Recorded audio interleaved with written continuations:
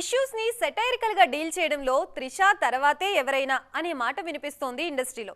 తన గురించి గాసిప్స్ వచ్చిన ప్రతిసారి వాటిని కోపంతో కాకుండా వ్యంగ్యంగా డీల్ చేస్తూ ఉంటారు త్రిష.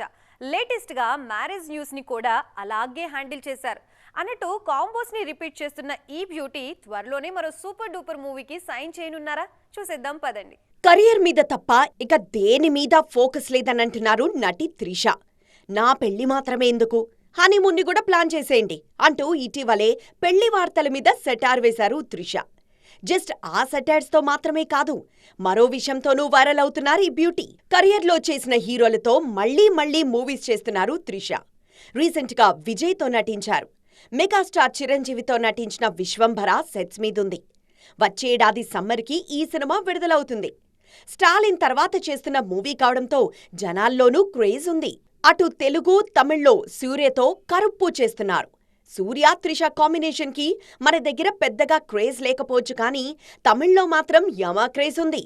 ఈ మూవీ తర్వాత వెంకటేష్తో మరోసారి ఈ బ్యూటీ జోడీ కడతారనే వార్తలు వైరల్ అవుతున్నాయి.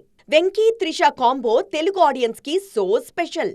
అయితే వెంకీ మూవీలో త్రిషకి మాత్రమే ఛాన్స్ ఉంటుందా, నిధి అగర్వాల్ కి కూడా ఉంటుందా అనే చర్చ జరుగుతోంది.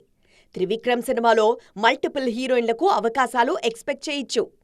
ఈ క్రమంలో త్రిష మెయిన్ హీరోయిన్ అవుతారా, లేకుంటే ఇంపార్టెంట్ రోల్ చేస్తారా అనే చర్చ కూడా జరుగుతోంది.